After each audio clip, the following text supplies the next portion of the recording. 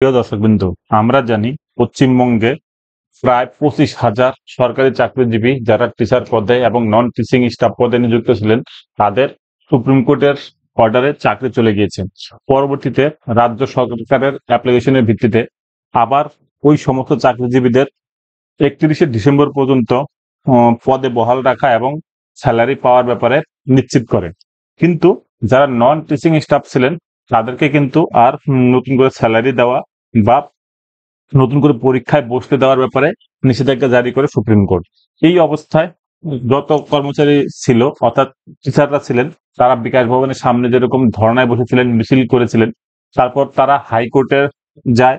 সেখানে তাদেরকে বলা হয় যে বিকাশ ভবনের সামনে ধর্ণা না করতে অন্য জায়গায় সেই ধর্ণাকে স্থানান্তরিত করা হয়।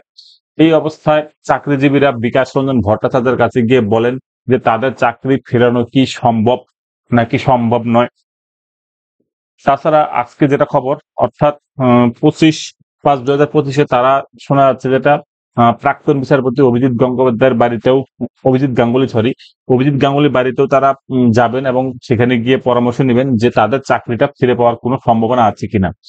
এর মধ্যে সুপ্রিম কোর্ট আরেকটা নির্দেশ দিয়েছিল যে 31শে মের মধ্যে রাজ্য এসএসসি কে নতুন করে পরীক্ষা নেওয়ার নোটিফিকেশন বের করতে হবে।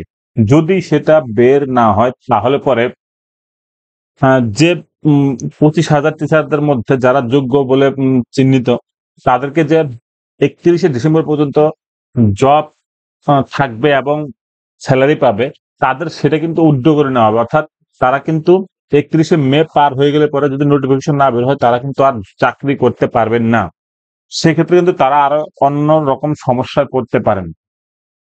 এবার যেটা খবর যে রাজ্য সরকার এবং এসএসসি 31শে মের মধ্যেই নোটিশ বের করতে চলেছে, যেটা শোনা যাচ্ছে ভালো খবরও হতে পারে কিংবা নাও হতে পারে যারা চাকরিজীবী যাদের চাকরি চলে গিয়েছে, কারণ নতুনরাও বসতে পারবে এবারের পরীক্ষায়।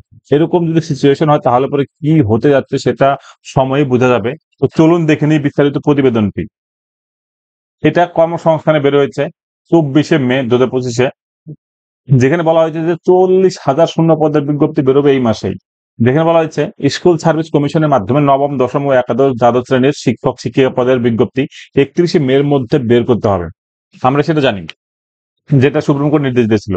এবার 3রা এপ্রিল সুপ্রিম কোর্টের রায়ে নবম, দশম, একাদশ ও দ্বাদশ আর গ্রুপ সি ও গ্রুপ ডি এই 3টি পরীক্ষা মিলিয়ে মোট 25,752 জনের চাকরি বাতিল হয়। এর মধ্যে নবম, দশম শ্রেণীতে প্রার্থী সংখ্যা ছিল 12,905টি, একাদশ ও দ্বাদশ শ্রেণীতে প্রার্থী সংখ্যা 5,712টি, গ্রুপ সি পদে 2,067টি, গ্রুপ ডি পদে 3,956টি।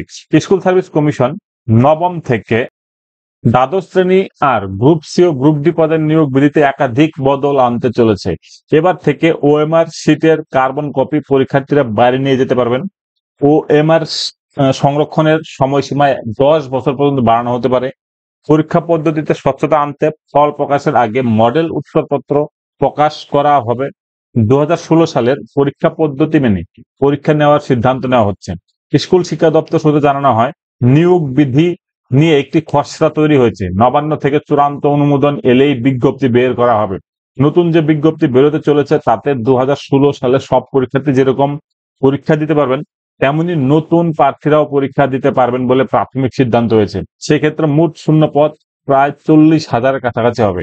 এর মধ্যে নতুন শূন্য পদ প্রায় 18,000-এর কাছাকাছি। তবে নবান্ন থেকে এ ব্যাপারে চূড়ান্ত অনুমোদন এলেই কিন্তু সেটা দেওয়া হবে। স্কুল শিক্ষা দপ্তরের কাছে অনুমোদন এলে গেজেট নোটিফিকেশন হবে। তারপর স্কুল সার্ভিস কমিশন তার ভিত্তিতে নতুন বিজ্ঞপ্তি বের করবে। পরীক্ষা পদ্ধতিতে কিছু বদল হলেও হতে পারে, কিন্তু নতুন শূন্যপদ পূরণের জন্য নতুন প্রার্থীদের জন্য বিজ্ঞপ্তি একই সঙ্গে বেরোতে নাও পারে। এটা কিন্তু একটা ব্যাপার যে একসাথে নাও বের হতে পারে। অন্যদিকে চাকরি হারা শিক্ষক শিক্ষিকাদের বক্তব্য, তারা যোগ্যতার ভিত্তিতে চাকরি পেয়েছেন, তাই তারা আর পরীক্ষা দেবেন না, তাদের চাকরি ফিরিয়ে দিতে হবে। কিভাবে তাদের চাকরি স্থায়ীভাবে ফেরানো হবে তা সরকারকে ঠিক করতে হবে। তো যাই হোক, এবার দেখা যাক এই যে চাকরিজীবী যারা ছিলেন, যাদের চাকরি চলে গেছে, তারা পরীক্ষা দেন কিনা, অথবা 31শে মের মধ্যে রাজ্য এসএসসি নোটিফিকেশন বের করেন কিনা, সেদিকে সমস্ত আপামর জনসাধারণ তাকিয়ে রয়েছে। আর মাত্র 6 দিন রয়েছে। 6 দিনের মধ্যেই কিন্তু বোঝা যাবে যে নতুন করে নোটিফিকেশন বেরোচ্ছে না অন্য কোনো উপায় অবলম্বন করবেন তারা।